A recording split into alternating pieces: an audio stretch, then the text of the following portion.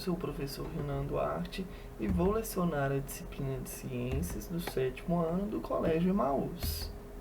E aí, 7º ano, tudo bem? Bom, então nesta videoaula vamos iniciar em um novo conteúdo, tá? Já aprendemos sobre o saneamento básico, né?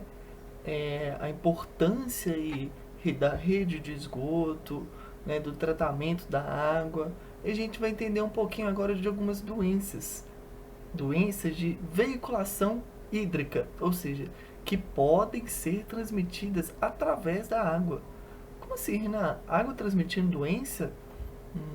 Não é bem assim, tá bom? Mas a gente vai entender alguma dessas questões. Como que as doenças são transmitidas? Qual que é a sua relação com a água, tá?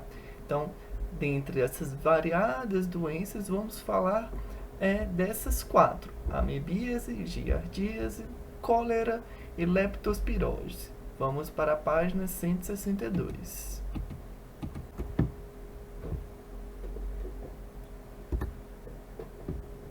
Bom, aí na página 161, né, já iniciando um novo capítulo, tá? Relacionar as doenças com a água. A gente aprendeu, né, já falou que o saneamento básico é extremamente importante, pois ele tem o tratamento da água. E um dos impactos sociais, né, socioambientais, é justamente essa proliferação de doenças.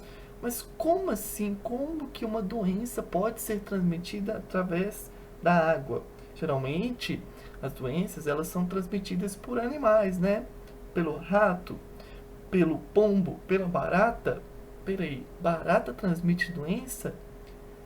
Pessoal, a gente vai entender todas essas questões aí ao longo desse novo capítulo, tudo bem? Bom, primeira coisa que eu já vou adiantar para vocês é que não são necessariamente os animais que transmitem doenças, tá? Como, por exemplo, o rato, o pombo, não, tá? Existem sim alguns animais que podem transmitir diretamente, só que a maioria deles são hospedeiros de agentes patológicos ou agentes infectológicos, tá? Agentes que vão provocar algum tipo de doença, tá? Então a gente vai chegar nesse ponto aí quando a gente estiver falando de leptospirose e entre outras doenças, tá bom? Bom, então vamos lá. Por que a gente chama de doenças de veiculação hídrica, tá?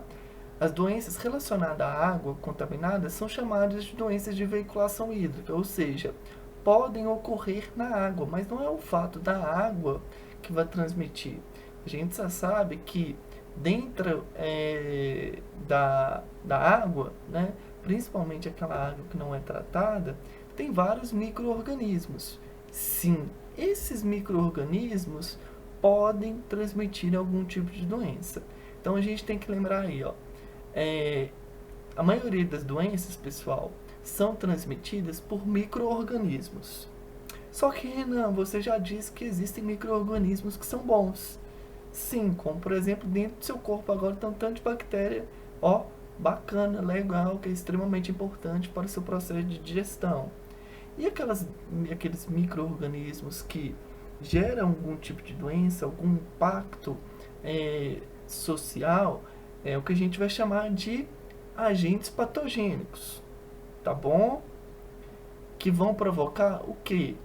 A doença e agente, pessoal, junto, tá? Lembrar disso daí, tá? Então, agente patogênico ou agente patológico também, tá? Aquele que vai promover a doença. Então, vamos lá. A Renan, já vi muita gente falando que uma tal doença é transmitida pelo rato. Não, ela não é transmitida pelo rato. Certas doenças, né? O rato, ele vai ser o hospedeiro, ou seja, ele vai ter um micro-organismo, ele vai ter um agente patogênico, né? Que promove a doença. Então não é o rato que promove a doença, beleza? É um agente patogênico que está dentro dele. E quando ele é eliminado, principalmente na urina, né?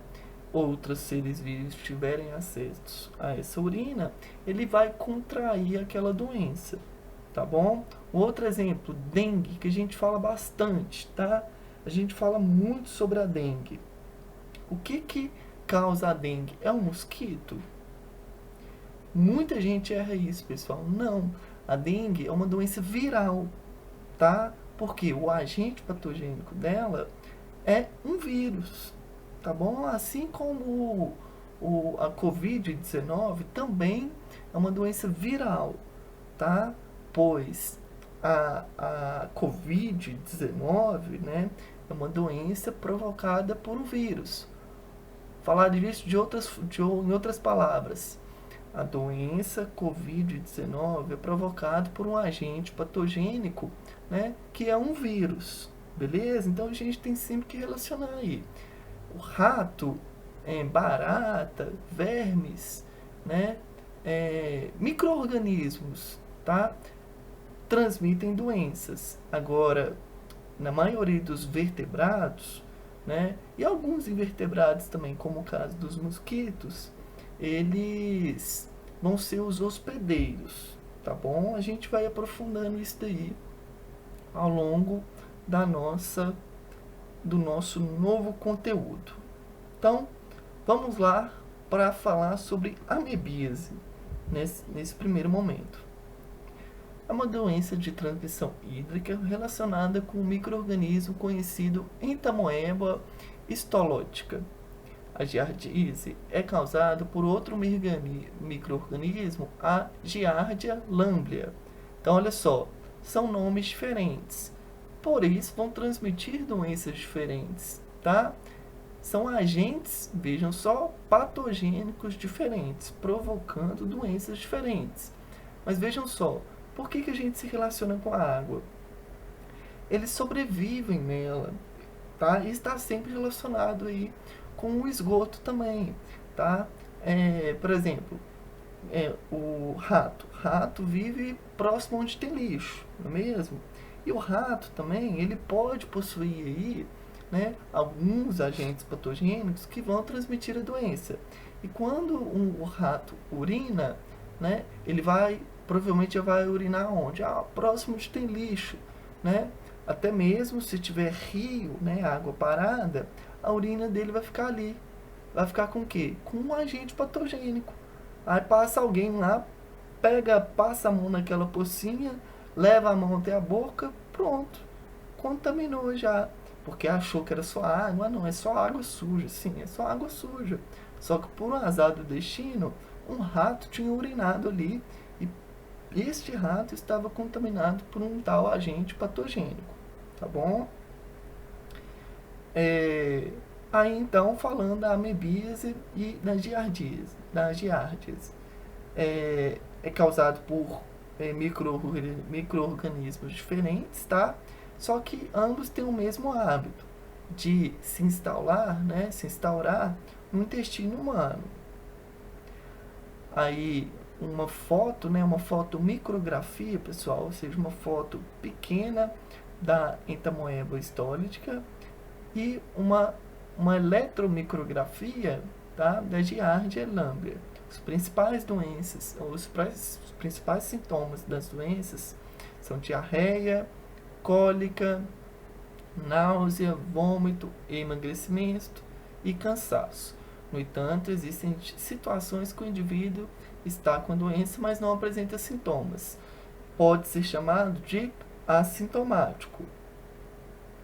E esse termo, pessoal, nós vamos utilizar durante todas as nossas videoaulas.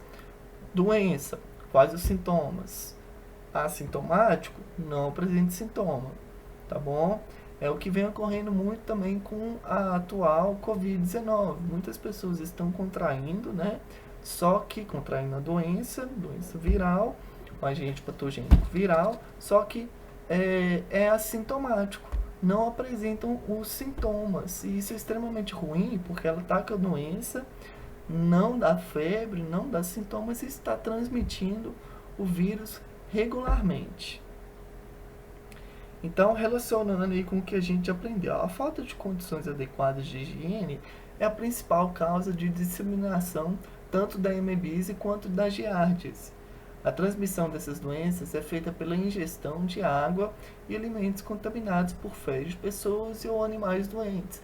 Por isso que é importante lavar sempre as mãos, porque por mais que às vezes sua água não é tratada, né, na hora que você está se alimentando, na hora que você vai se alimentar, você retira aqueles agentes patogênicos da mão, tá? Não é bobeira, não é frescura não, pessoal. Isso é extremamente importante, pois diversas pessoas podem evitar pegar essas doenças pelo simples hábito de limpar as mãos antes de se alimentar. A cólera é provocada por um micro-organismo conhecido como Vibrio cholerico. O Vibrio cholerae é o nome científico dele. Os sintomas subitamente como diarreia intensa com aspecto de água de arroz. Além disso, pode haver vômitos que levam à desidratação e até à morte, se o doente não receber socorro médico. A cólera é uma doença que pode se espalhar rapidamente e causar epidemia. Epidemia, pessoal, aí ó, no cantinho importante, a manifestação de uma doença em diversas regiões, podendo em vários bairros ou cidades ao mesmo tempo. É um conceito menos amplo do que a pandemia, tá? Então a pandemia, o que a gente está vivendo, é de âmbito, né, mundial, um surgimento, uma nova doença que não tem vacina no mundo inteiro, extremamente perigoso. Agora a epidemia não, ela é regional. Há poucos anos atrás, pessoal, tiveram surtos de epidemia de febre amarela na região leste de Minas. E isso retrata o quanto que a população às vezes não está vacinada. Porque se a população estivesse vacinada, né, aquela doença não iria surgir. Tá? Então tem que saber esses dois conceitos aí, epidemia e pandemia também. Aí falando sobre a cólera, né, a transmissão ocorre pela ingestão da água, também pela água, né, por fezes ou vômitos de doentes com a cólera, e com menor frequência pela comida contaminada também. A amebia, ásia e cólera podem ser prevenidas com hábitos simples, como a gente acabou de falar. Primeira coisa é lavar a mão. Usar somente água tratada quando não for possível, ferver a água antes de usar. O saneamento básico, pessoal, aquilo que a gente estudou, né, no nosso último conteúdo. Proteger os alimentos de contato com mosca e barata, pois eles podem ter passado por água ou fezes contaminadas. Aí olha só, é a barata que está transmitindo? Não, né? São micro-organismos, só que a barata, ela pode levar esse micro-organismo até o seu alimento. Por isso que a gente tem que manter sempre esse cuidado. Comer somente alimentos bem cozidos e evitar ingerir alimentos de procedência desconhecida. Isto é, aqueles que você não sabe de onde vieram ou como foram preparados. A leptospirose, tá? Finalizando aí a nossa videoaula. Uma outra doença de veiculação pela água é a leptospirose. É causada pelo micro-organismo Leptospira, tá? Que pode estar presente na urina de ratos e penetrar no corpo humano pela pele. Quem que causa leptospirose? É o rato? Não, não é o rato, é o Leptospira. Pergunta de prova, gente, saber isso daí. Qual que é o agente patogênico da leptospirose? Leptospira. Quando ocorrem as inundações, a urina de rato presente em esgoto e bueiro mistura-se a água de enxerrada e a lama, transportando a bactéria, a qual pode contaminar as pessoas que entram em contato com essa água. Ou seja, é uma doença bacteriana. E a água leva essa bactéria aí, ó, para diversos lugares.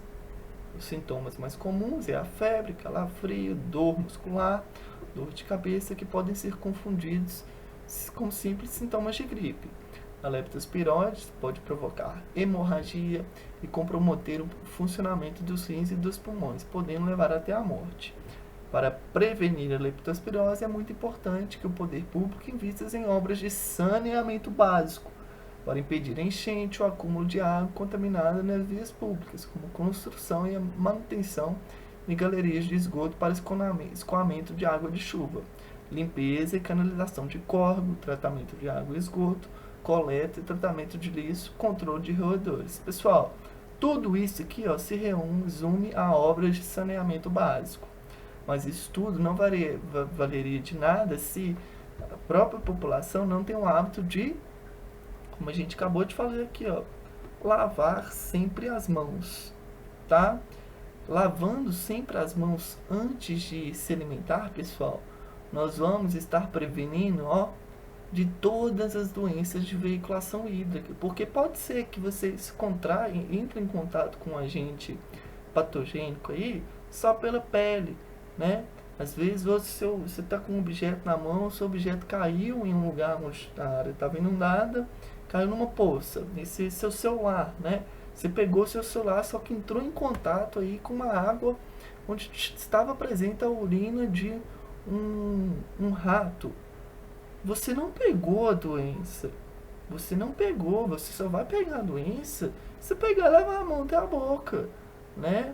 Então, você de fato evita, pessoal, pelo simples hábito de limpar sempre as mãos. É um hábito que nós temos que tomar muita atenção, porque é um hábito extremamente importante, principalmente em época de pandemia, não é mesmo? Aí uma foto aí também da leptospira, uma bactéria, tá bom? Bom, por hoje é só, tá? Na próxima aula vamos fazer uma correção e continuar posteriormente falando aí sobre outras doenças, tudo bem? Façam as questões de 1, 2 e 3 da página 170 e essas 5 questões extras, tá bom? Bons estudos, um grande abraço e lembre-se sempre, juntos no caminho certo.